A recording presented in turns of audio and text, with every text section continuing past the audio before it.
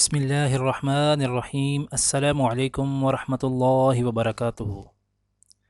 آج کی آیت سورۃ البقرہ، آیت نمبر 233۔ اعوذ باللہ من الشیطان الرجیم۔ والوالدات يرضعن أولادهن حولين كاملين لمن أراد أن يتم الرضاعة وعلى المولود له رزقهن وكسوتهن بالمعروف لا تكلف نفس إلا وسعها لا تضار والدة بولدها ولا مولود له بولده وعلى الوارث مثل ذلك فإن أراد فصالا عن تراض منهما وتشاور فلا جناح عليهما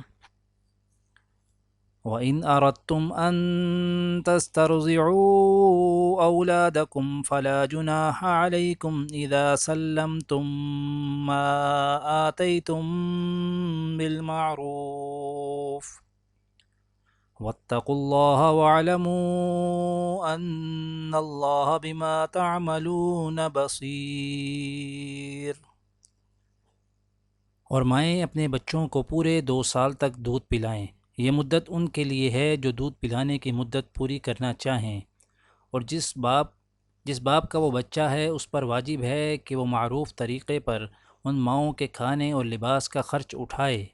ہاں، کسی شخص کو اس کی وسعت سے زیادہ تکلیف نہیں دی جاتی، نہ تو ماں کو اپنے بچے کی وجہ سے ستایا جائے اور نہ باپ کو اپنے بچے کی وجہ سے۔ اور اسی طرح کی ذمہ داری وارث پر بھی ہے۔ پھر اگر وہ دونوں یعنی والدین آپس کی رضامندی اور باہمی مشورے سے 2 سال گزرنے سے پہلے ہی دودھ چھڑانا چاہیں تو اس میں بھی ان پر کوئی گناہ نہیں ہے۔ اور اگر تم یہ چاہو کہ اپنے بچوں کو کسی انا سے دودھ پلواؤ تو بھی تم پر کوئی گناہ نہیں، جبکہ تم نے جو اجرت ٹھہرائی تھی وہ دودھ پلانے والی انا کو بھلے طریقے سے دے دو۔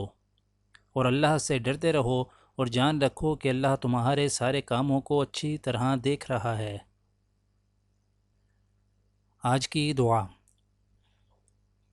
رب نجنی من القوم الظالمین، اے میرے رب مجھے ظالموں سے بچا۔ آج کی حدیث۔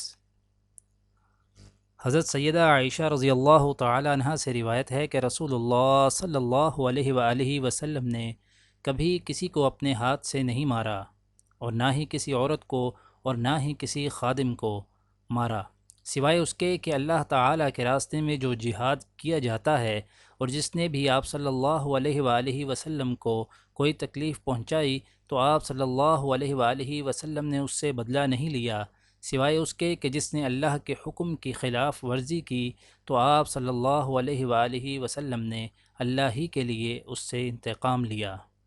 دعا ہے کہ اللہ تعالی دنیا اور آخرت کی تمام بھلائیاں عطا کرے، عمل کی توفیق دے۔ سبحان ربک رب العزت عما یصفون وسلام علی المرسلین والحمد للہ رب العالمین، آمین۔